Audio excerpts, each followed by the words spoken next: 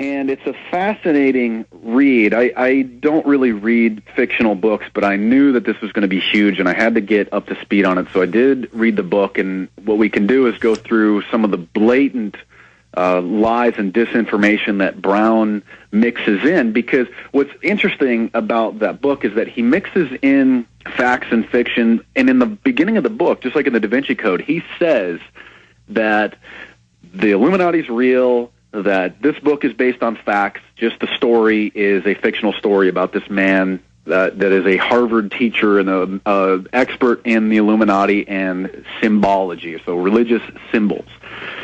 And so the story leads you to believe that the Illuminati has been secretly continuing to exist and now is going to blow up Vatican City, and Tom Hanks needs to go and save the Vatican from this huge explosion, and the Vatican's they're voting in a new pope, and so it's the center stage of the world, and everybody's watching it, and it's this big ordeal of him trying to track down the antimatter from the Illuminati.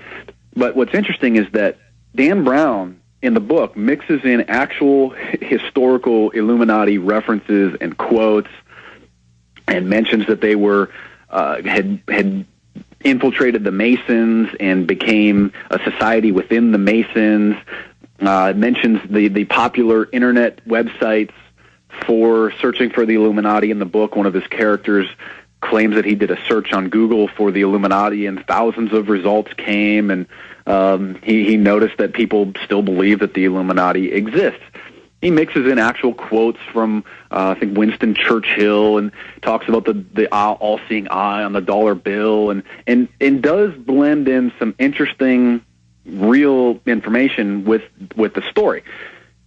What he gets wrong is that he makes the Illuminati out to seem like they're the good guys, except that they're now just going to be evil and blow up the Vatican. But the version that Dan Brown presents is that the Illuminati was a group of scientists, not a political group, a group of scientists. And he even gets the date wrong because he places them way, way earlier.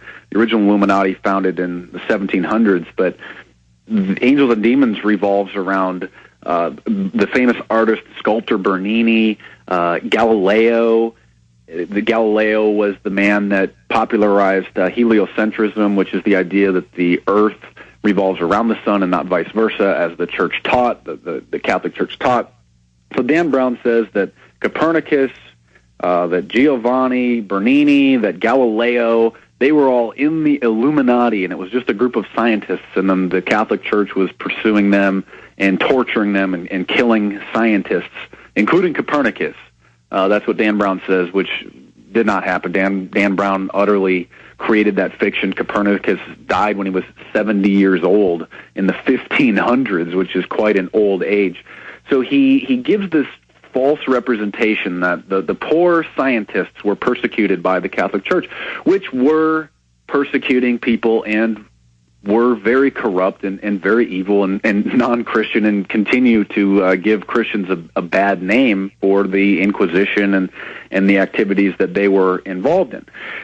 But it's fascinating to see a couple other instances that he mixes in, that he claims are fact, that are just clearly fraud. He mentions that the Illuminati had these ambigram brands, and that they were branding people with this iron brand, sort of like you brand a cattle in retribution for the Vatican branding the cross on heretics, which I don't think actually happened. He mentions a couple other interesting facets, that the Bilderberg Group financed the Illuminati. So he mentions the Bilderberg Group, the Freemasons, the dollar bill symbology, architecture symbols, and all this interesting, somewhat factual information. And then later, what I'll get into is some of the interesting ties that Dan Brown himself has to the Illuminati.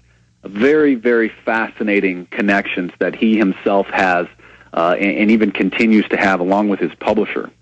Yeah, and when the masses see this, because really they don't read anymore unless Oprah tells them to, or it's a big smash hit like the Da Vinci Code, so the majority of people really haven't read Angels and Demons, they're going to be like, oh, you saw that movie, whenever you talk about, the New World Order or the Illuminati. Oh, you saw that movie. Yeah, they're not real. That's just a movie. And you're just like, well, actually, no, the Illuminati did exist, and they still do really exist in other incantations, and they've, openly stated in their documents that they'll just go by another name. And really saying that the Bilderberg Group is funding the Illuminati, it's vice versa. It's the people at the top that use the Bilderberg Group, that use the CFR, that use the Bohemian Grove, that use Skull and Bones as a means to an end. And this is a do as thou wilt mentality. Why don't you talk about that, the do as thou wilt mentality of these people? The do as thou wilt is the key term that Aleister Crowley taught, which basically means do whatever you want. Don't worry about the consequences. And so even in the Illuminati Facts and Fiction, I have a section dedicated to the Illuminati mindset.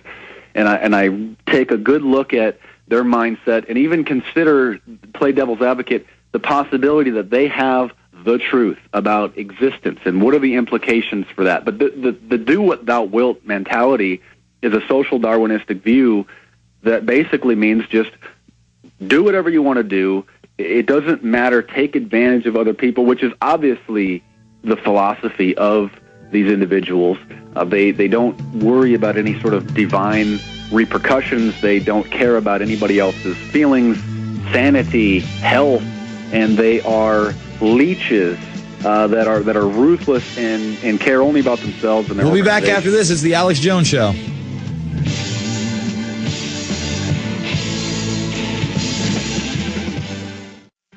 Are you tired of losing your hard-earned savings in retirement?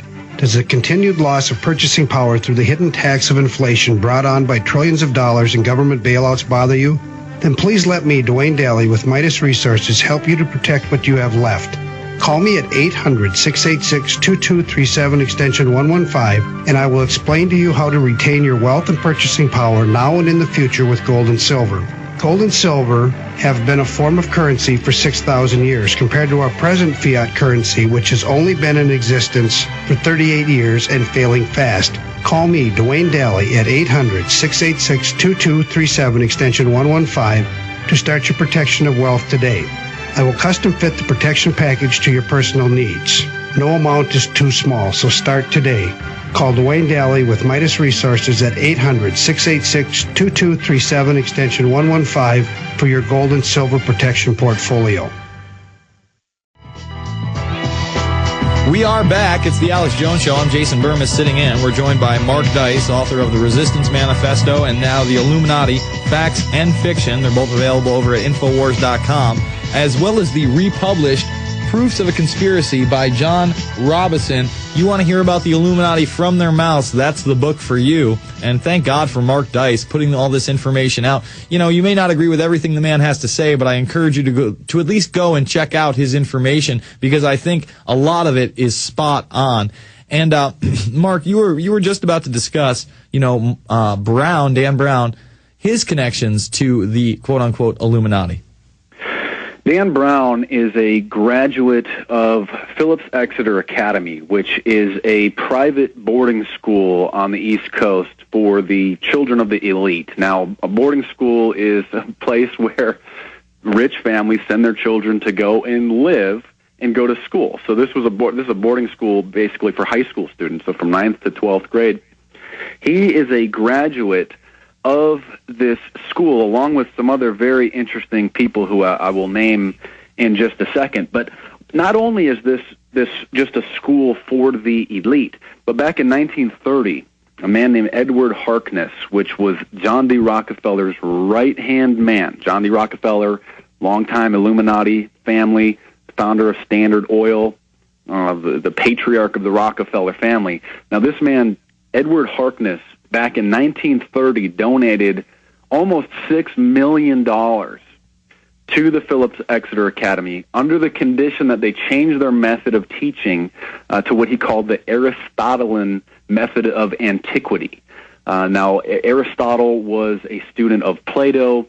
Plato had this interesting concept of philosopher kings ruling over the people.